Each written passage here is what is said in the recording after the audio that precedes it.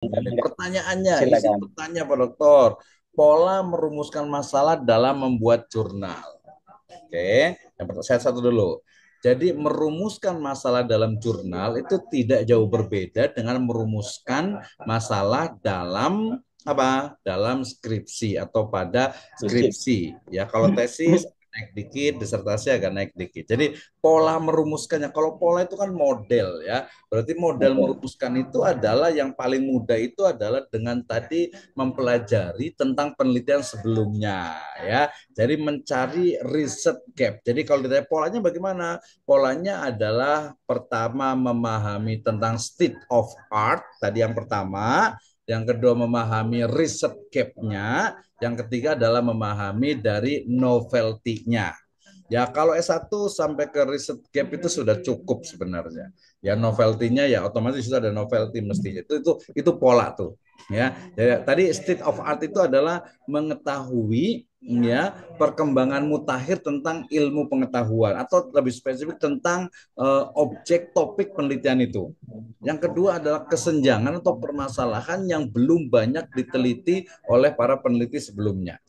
Gitu ya, baru nanti menemukan kebaruan novelty. Misalnya nih, ya kira-kira kalau pembelajaran online begini efektif nggak sih? Gitu ya, berarti kan harus ada penelitiannya. Nah, seperti itu. Oke, itu yang pertama. Yang kedua, apakah ada perbedaan pola perumusan masalah antara penelitian kuantitatif dengan penelitian kualitatif? Ya, pasti berbeda.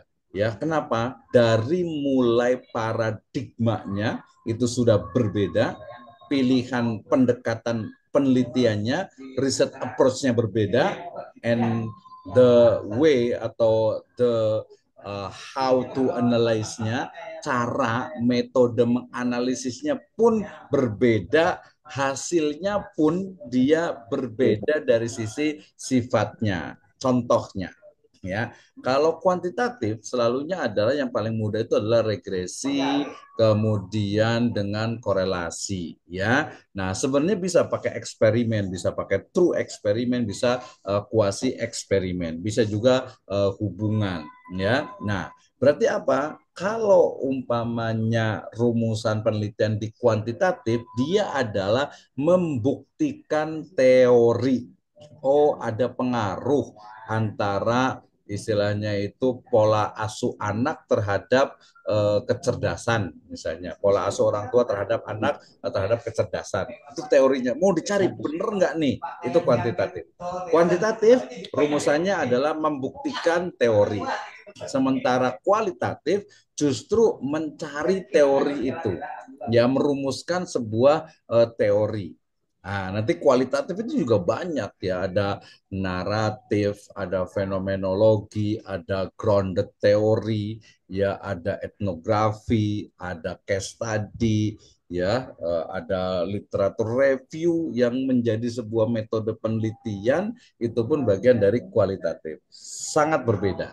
Makanya nanti ilmu pengetahuan itu mestinya menggunakan dua mix metode. Kalaupun salah satu biasa pasti ada batasan masalah. Ya, berbeda sekali. Yang ketiga, apakah ada perbedaan dalam perumusan masalah makalah, jurnal dan skripsi? Iya, berbeda.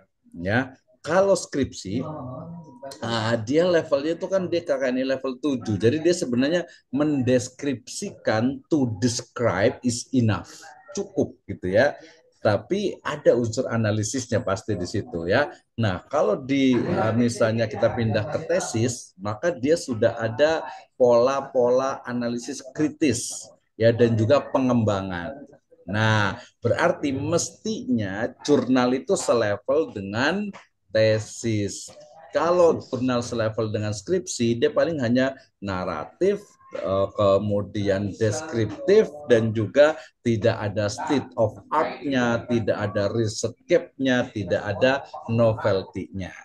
Ya, nah, sedangkan disertasi dia mampu untuk mendeskripsikan teori yang ada, mendialogkan teori yang ada, membantah, mengkritisi, menyetujui dengan argumentasi, kemudian menyusun teori ya baru dari yang telah ada sebelumnya atau dari puing-puing teori-teori yang sudah dibantai bahasa kasarnya itu.